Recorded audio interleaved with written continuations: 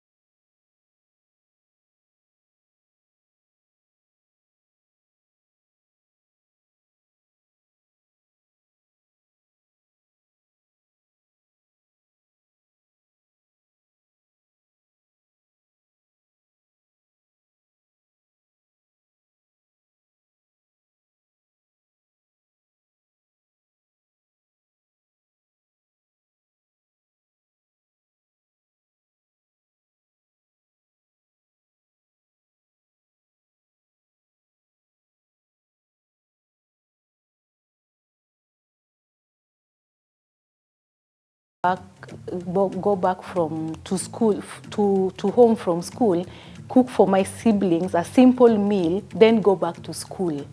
So I had passion in cooking way back.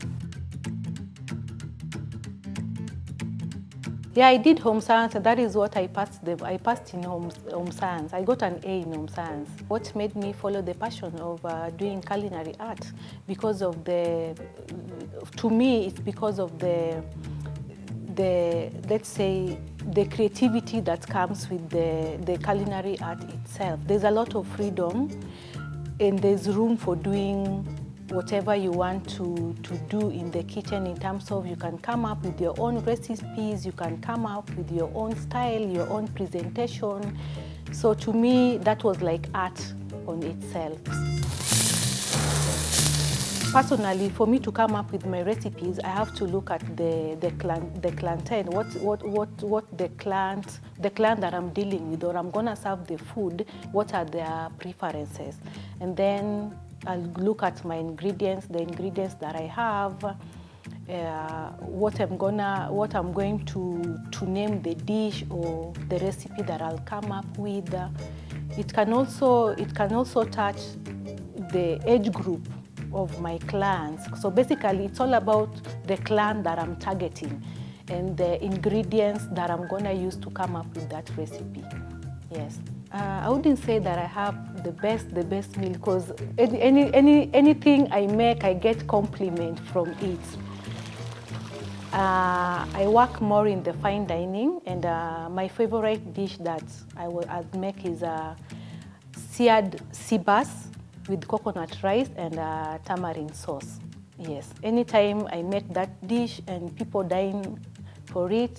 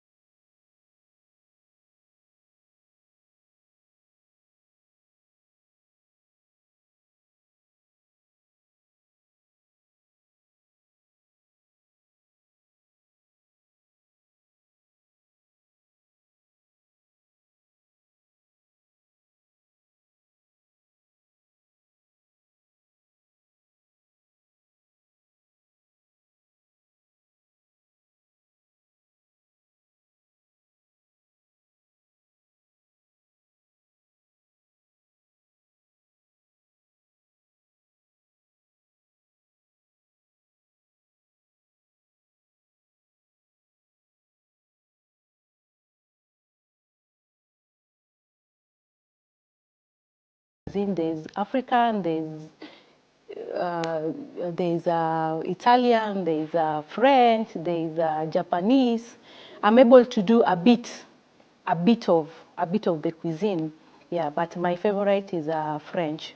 Yes, like I said, I work in the fine dining, so yeah. But I'm a blended chef.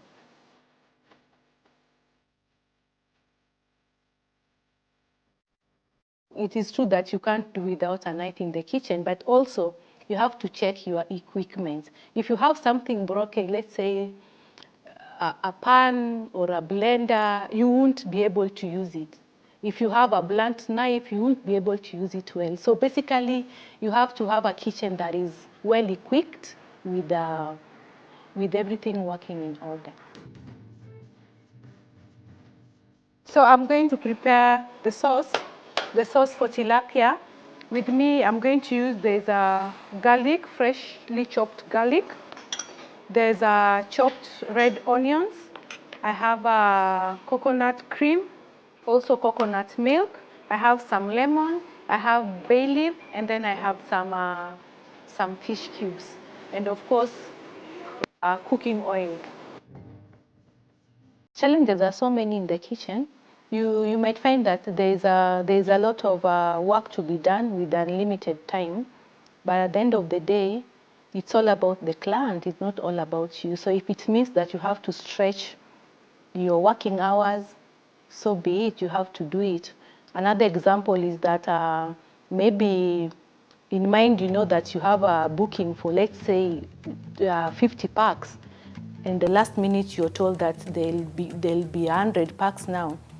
You have to stretch yourself and come up with whatever you will come up with to make sure that the guests are satisfied. The lesson I've learned in the kitchen is that all chefs are different. We are all different. We are all unique in our own way.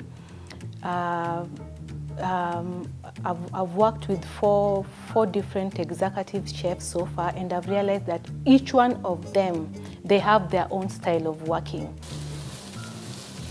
After you saute your onion and garlic until they are golden brown, I'm going to use a tomato puree. This is just blended tomatoes that I'm going to use.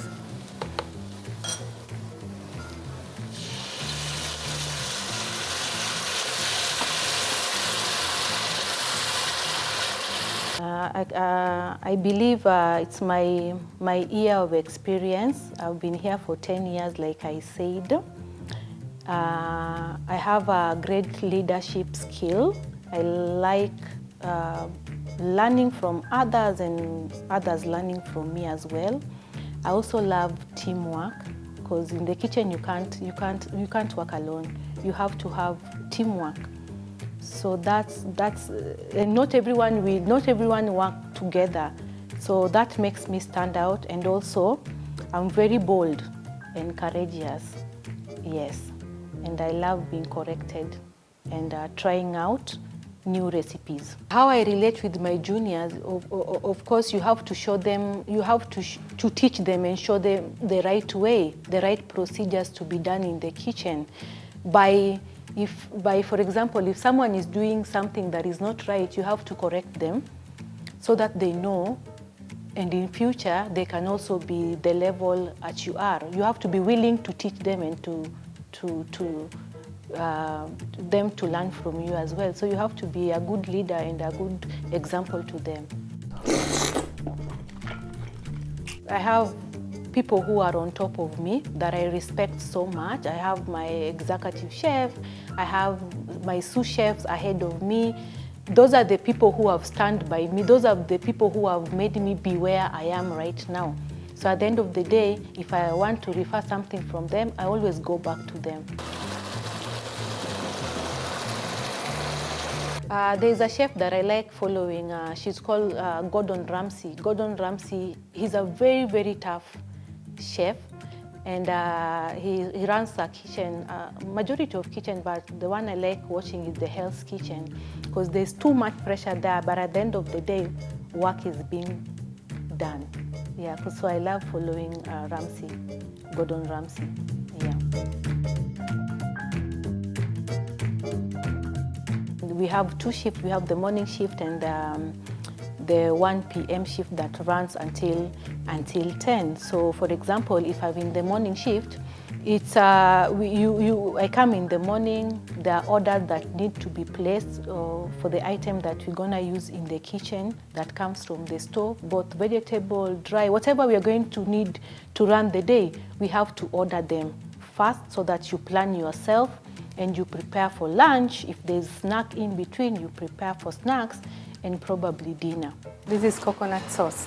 You can use tomato as well. It doesn't have to be coconut. As the sauce simmers, we leave it there for like 5 minutes as we go deep fry our fish.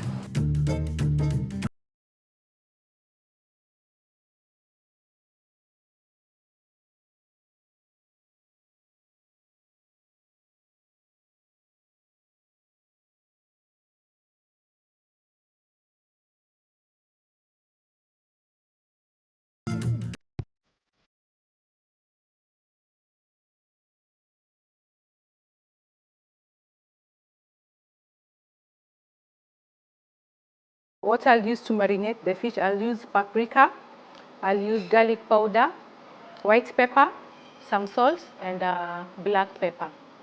Yeah. Now, we're going to marinate the fish. Tilapia, the only ingredients that I'm gonna use is salt, black pepper, paprika. That is for marination. Yes, yes, and the brown ugali, that is millet. So this is the already marinated fish that I've set for 10 minutes. What we're going to do is that we're going to deep fry it now.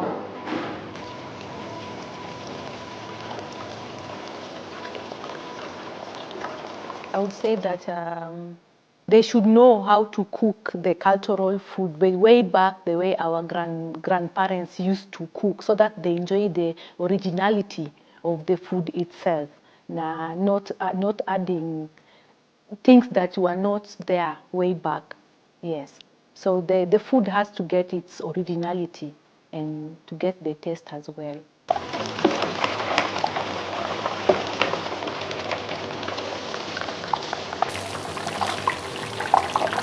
I would say, like I said, I have great leadership. I blend well with my colleagues. That makes me stand out, like I said.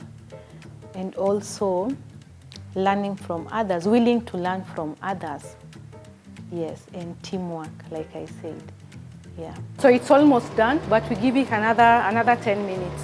How do I know when my fish is ready? But just by looking at the skin, and even it should not be juicy. It should not be juicy. Depends with how the size of the fish as well. Yeah. What I wish I knew before I choose this career is that you don't have your personal life. You really get limited time for your personal life. It's all about work, and that is a challenge. It's very challenging. The best place to begin is by going to school, going to do culinary arts, and studying about it so well. Because whatever you'll be taught in school or at culinary school, majority of the things is what you are going to apply when you are working, or rather when you are in the kitchen. So without the knowledge, it will be a challenge for you. But when you have those basic things that we get in school that you won't get at work, those will help you and will take you far. But you need to know the skills like the skill for knife in order for you to chop that onion well without cutting yourself.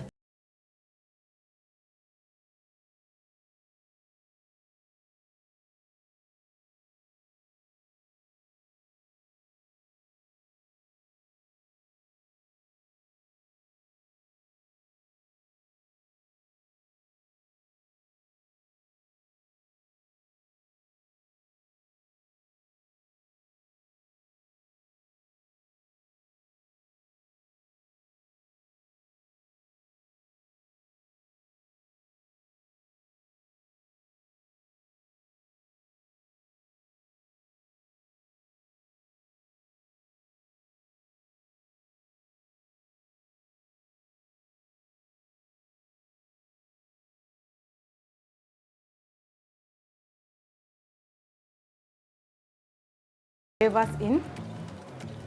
I have a family. I have a 8-year-old daughter that goes to school. So the only time I spend with her in maybe the end of my shift when I go back home, and when I have my one day off. Yes, that is when I spend time with my family. Yeah, but you know, compared your personal time and work, of course I spend more time at work compared to at home. So by now they're used to my schedule of work. Yes, and at the end of the day, you have to put food on the table, so work comes first. We also have our leave days. That is the time now you utilize with your family the most.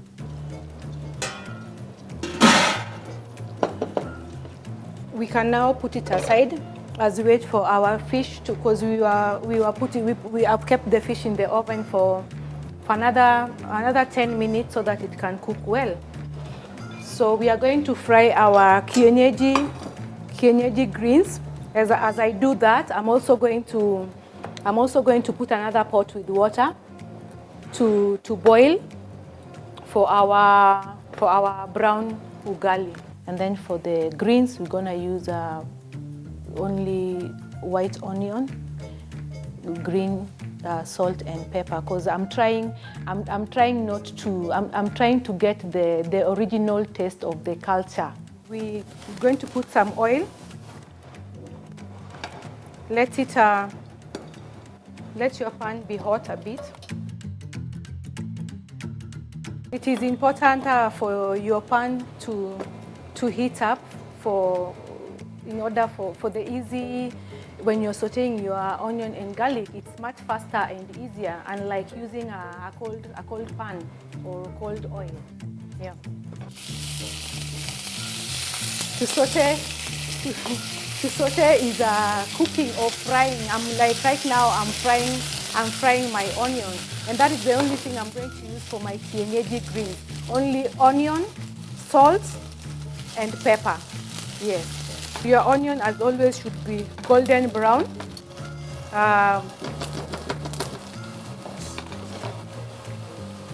Your greens.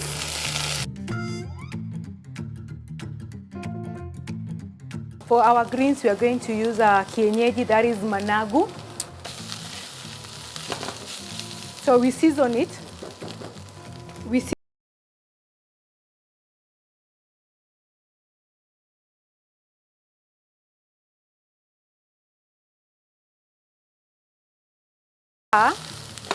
In the greens to put a bit of milk. If you want, you can put milk. If you want, you can put milk. So I'll put a bit of cream in it, or milk, just a bit, so that it doesn't have to be that dry.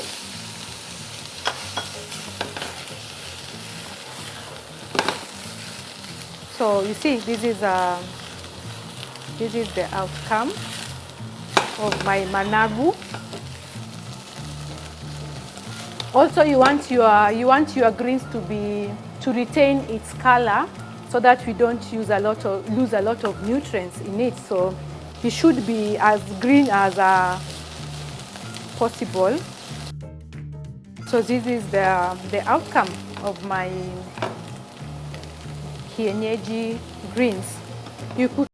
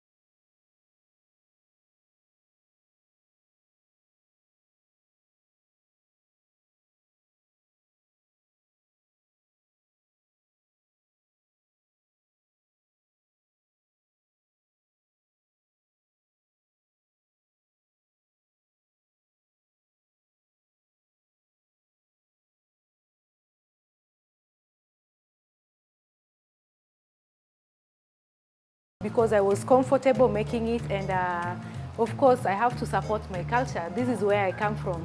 Yes. Thank you so much again for coming. Thank you for giving me a chance to pick a show. Thank you for my executive chef as well for giving me the platform. Kindly follow Fairview Hotel Nairobi on Instagram for more events. We do a lot of events, a lot of conferences as well. And lastly, come and have a taste of our fine dining. That is